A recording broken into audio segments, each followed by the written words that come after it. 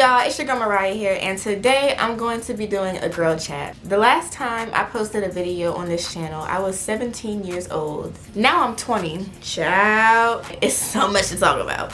I have my tea here with me. 17-year-old Raya and 20-year-old Raya are just two different people. A lot has happened since then. I have been working towards the point where I can get back into making YouTube videos because it's something that I've always enjoyed doing. You can go all the way back on this channel. You can go years down the line. I was making content. I'm remembering who I am and doing things that make me happy, bring me joy, and bring me pleasure. And one of those things is making YouTube videos. I thought that today I could do like a little life update, a little girl chat, a little get to know me. I want to talk about the journey to get to where I am today. So let's see. I was 17, just graduated from high school. I was fully in my nail career, like as a nail tech. I think I was still an apprentice at that point, but I was working at a nail salon full time, and I wasn't in college. I wasn't planning on going to college. My grandma had just died. I had a boyfriend. That's everything that was going for me at that time. So fast forward to now, I'm 20 years old. I'm a real estate agent. I'm a Zumba instructor. I'm about to retire from nails. I'm starting college in 2 weeks, and I'm single. Let me sip my tea, hold on. The journey to get here, let's talk about it. When I graduated from high school, I did tell my mom that I planned on getting my real estate license, and I did do that. I got my real estate license when I was 18. It's what I thought it would be, and it's not at the same time. I was expecting that once I got my real estate license, I'm like, okay, I'm gonna make like $50,000 in real estate this year. That's what I thought. That did not happen. My first year in real estate, I didn't sell any houses in 2023. 2024, which was last year, is when I finally had some motion. I closed on 3 deals and 2 rentals. Period, Raya. Like, I ate that and left no crumbs. Definitely would not recommend quitting your job and doing real estate full time. It's a hustle. You have to find the next deal. You have to be confident in yourself. You have to know what you're talking about, and you have to be very patient and diligent, and it requires a lot of time. So all the driving around, showing houses, sometimes you have to extend the closing date. You don't get paid till you close. If you're scheduled to close in 30 days, and then the day before closing something happens, you might end up not closing at all, or you might have to push the closing date back more. I've experienced all of those things. I'm going to continue to do real estate because I do actually enjoy it. I'm good at it, and I've gotten the hang of it. It is lucrative, but like I said, you don't get paid till the end. So the paycheck be nice. I'm not gonna hold you. The paycheck do be nice, but it can be challenging at times. But I will say, I think that it taught me how to be a better communicator. Real estate taught me to be less afraid to have difficult conversations. Because honestly, you gotta be a soldier. You can't get your emotions involved, and nothing's personal. That's good advice to take with you in the real world. So let's talk about Raya, the Zumba instructor. Your girl is a fitness instructor. Let me tell you something. Quick background story. When I was 12 years old, I got kicked out the house because I did something. It doesn't matter what I did. I got sent away to go live with my grandmother in Roanoke, Virginia, in the middle of nowhere for the summertime. We just did Zumba the whole time. My grandma and I would wake up in the morning. We had a little routine. I would eat my cereal. She would eat whatever she was eating. We would go to the dance studio and take a Zumba class, and she would leave me there, go home, and I would take 4 Zumba classes a day. At the time, I didn't realize what it was, but now that I'm older and my grandma has passed away, I really cherish those memories because now I'm a Zumba instructor. When she moved out here to Maryland to come live with us, she found a place where we could go do Zumba together, and that's what we did. And at one point, the lady who was our Zumba instructor, I was assisting her and her granddaughter in teaching kids Zumba. So that was an opportunity that I got as an instructor. What had happened was, when you go through a breakup, you have a whole bunch of time on your hands. So I was like, well, let me go to the Zumba class at LA Fitness. This was like the first time I was doing Zumba by myself without my grandma. You know, any other time I tried it, I couldn't get through it without crying. But this time, I remembered how much I loved it and how fun it was. One thing that I liked about LA Fitness was the fact that the instructors had the freedom to make their own choreography, choose their own music, do whatever they wanted in their classes. So I told myself, I'm gonna get my license and I'm gonna become an instructor at LA Fitness. And that's what I did, okay? Now, I did have to harass the manager because I put my application in. I didn't hear back for like 2 weeks. I found her email and I emailed her. I found her phone number. I called her. Homegirl was not getting back to me. It's kind of like crazy how I did this, but I ended up checking her schedule and I caught her on her way out of an LA Fitness near me, and I just introduced myself, told her who I was, and told her that I had applied. She was like, well, if you applied, then I would have called you. And I'm like, oh, well, I don't see your call. Maybe, you know, the wrong number or whatever. No biggie. She ended up calling me the next day, and we scheduled my audition. At first, I didn't hear back from her, but after like a month, she called me and she was like, when do you want to start? And the rest is history. I've been teaching Zumba at LA Fitness since August. I teach 5 classes a week. I get my workout in. Before I started teaching Zumba, I was at a very low point in my life. And it's not really before that, but more so like when I was in my relationship, I had gained so much weight. I was 175 pounds and I'm only 5 feet tall. I'm used to being like in between 145, 155. The weight just kept on going up. Slowly but surely, and I could feel it. Like my knees was hurting, my back was hurting, and you know I'm a nail tech, so that makes it even worse because I was busy at the nail salon. I was doing 7-8 clients back to back, hungry as I don't know what, fat, and you know when you're not exercising, when you're not physically active, like your body's gonna tell you like, hey yo, you're not doing what you need to do. I did start my fitness journey before I started teaching Zumba, so I had been going to the gym, exercising, weightlifting, and doing cardio and training and all that stuff. I realized that I was losing myself and I didn't want to continue down that path, so I did put in that work. But teaching Zumba makes it so much easier because it forces me to be in the gym all the time. I'm always at the gym and I know so much about the body now. Like I'm a fitness instructor. Y'all, I've lost 25 pounds. I was 175, now I'm 150. I've never been more happier, just confident. The way that I feel, like I have so much more energy. The way that my clothes fit, it's just so much better. When I was big, I was insecure. I didn't want to wear certain clothes. You know, I would look in the mirror and just hate what I saw. I can finally say that I'm not that person anymore. And one thing that going to the gym will do, it just changes your perspective. I used to have to motivate myself to get up and go, to be consistent, because if you're not consistent, you won't see any results. And I realized that once I actually got to the gym, I actually felt a lot better. It's like a little energy booster. So overall, just being a fitness instructor and being in my fitness era, I'm loving it. It's also helped me with my mindset because you learn how to push. You learn how to keep going even when you feel like it's impossible. And I'm loving what God has done for me. I'm blessed. Let's take another sip of our tea, shall we?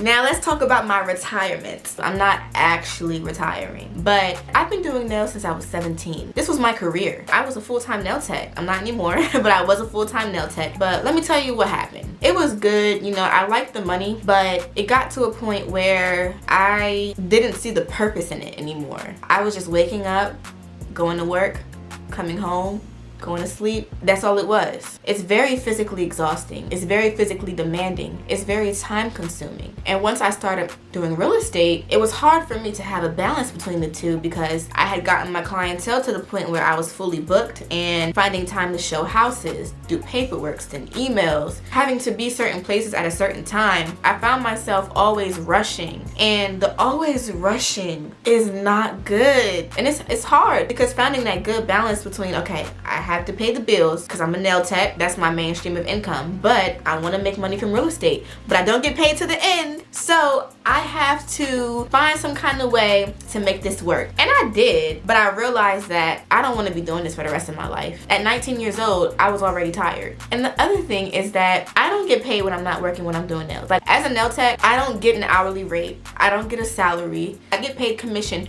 per client. My taxes don't get withheld for me. I have to find my own benefits. I'm technically my own employer. Thinking about long term, when I want to be a mom one day, when I want to be a wife, when I want to slow down, I have to make less money if nails is my main stream of income. I read a book called Rich Dad Poor Dad, and it really taught me about how people end up in the same cycle of living paycheck to paycheck. I don't want to live life like that. Nails is a good, you know, it's a good way to make money, and if you really, really love it and you're passionate about it, then by all means go for it. Don't let this discourage you. But I'm just saying, for me, it's definitely not that. The other thing is that I have my clientele, I love my clients, but leading up to where I am now, when I was taking walk-ins, these people would try me. And I do work in a Vietnamese nail salon. I'm the only black nail tech. That in its own has its challenges, but also clients entitlement, the way that they talk to you because they see you as less than at times, the way that they treat you. I'm just not the one. Another thing that really opened my eyes is when my grandmother got sick. My nene, she had a stroke. You know, my nene all of a sudden needed this care that she didn't need before. And you know what I realized? Thank God that she had the benefits that she had because she worked for it her whole life. She worked for the government. So she had all these benefits. If I was just a nail tech for the rest of my life and God forbid I got sick, I wouldn't have any benefits. I don't get to pay time off. You know, I don't get none of that. I would have had to figure out a way to pay them bills, literally. And I just don't want to live life like that. So that's why I decided to stop doing nails and I'm going to be going to college full time. I start January 27th, which is my nene's birthday. I'm going to be attending Bowie State University. My major will be business administration with a concentration in accounting. And I am so excited! I'm ready for this new chapter. The way God has moved in my life, I never would have seen myself where I am right now. I am blessed beyond measures and I'm at the point where I appreciate every single little thing. I have so much gratitude for everything, every person. My friends know I love them. My family knows I love them. Like, I'm so emotional these days. My little brother had a piano recital. Shout out to Caleb. Tell me why I was crying. These precious moments, they just mean so much to me now. I can't explain it. Now that I'm out of the relationship that I was in last year, everything makes sense now. And I want to talk about that. I was in a relationship with this particular individual from age 16 to 19. And honestly, that was too long. But I fell in love with potential. Even though you know factually you shouldn't do that, when you get your feelings involved and your heart involved and you genuinely care about somebody, you want to see the best in them, you really do, and you want to believe in them. I'm a ride or die. I stuck beside this individual through a lot. It took a toll on me. I shrunk myself a lot in that relationship. I tolerated a lot of things that I should not have tolerated. No shade, but I have always worked. I've always made my own money. I've always been the kind of girl that has dreamed big. No one has ever had to tell me to get up and go to work. I've always been a go-getter. I just had no business in a relationship with somebody who could not match that. But, like I said, I fell in love with potential and I settled for 3.5 years. I was paying for everything, driving everywhere. This person had done certain things that did actually hurt me. But let me tell you, when I walked away, I did not know how good it would feel. I felt so liberated and free. I just felt like the world was mine. Everything just seemed so clear. Everything fell into place. And what really encouraged me was when I sold my first house. When I closed on that first deal, he didn't do anything to celebrate. He didn't acknowledge the hard work that I put into that. It's because he couldn't see it. When you wake up every day and you go to work and you hustle, you pay all your bills, you know, somebody who doesn't have the drive or the ambition to get up and do what needs to be done, they just can't relate to you. I work 10 hours a day. You don't work at all. We had different definitions of what working was. So while I'm figuring it out for myself, I was trying to figure it out for him too. No, don't do that. You need to be with somebody who is on the same level as you. Like, they are going after what they want and you're going after what you want. And together, y'all pour into each other. That's more rewarding and it's more fulfilling. It required a lot of strength on my end to be able to walk away and be like, you know what? This is not what I want. I wish that more women had the strength to do that, because being with the wrong person can really change the trajectory of your entire life. I don't have any regrets. Like, I think that that relationship was meant to happen. I learned a lot from it. I learned a lot about myself. I just know for sure that I'm not doing that again. I've gone on dates. I've been wined and dined. I've been a passenger princess. I've made really nice, genuine connections. So ladies, I encourage you all to focus on yourselves. Yeah, you know, we're gonna fall in love and date, and you know, we're gonna meet guys who make us feel special, and by all means, embrace it, have fun, but put yourself first, honestly, because for so long I didn't do that, and now that I'm finally doing it, everything just makes sense. And my frontal lobe is developing. It's amazing. And there's so much more to learn. I'm looking forward to this new chapter of me going to college and getting my degree. I'm looking forward to the connections that I'll build there and being a part of the campus life. Y'all, this channel is coming back. The content's coming, y'all. I'm gonna be doing fitness, real estate, college, business, lifestyle, traveling, partying, you name it, honey. We just living our best lives. So stay tuned, because I'm so excited. I wish y'all all the best, and I hope that y'all have a great 2025. Don't forget to comment, like, and subscribe. Be blessed, and thank you for watching. Bye.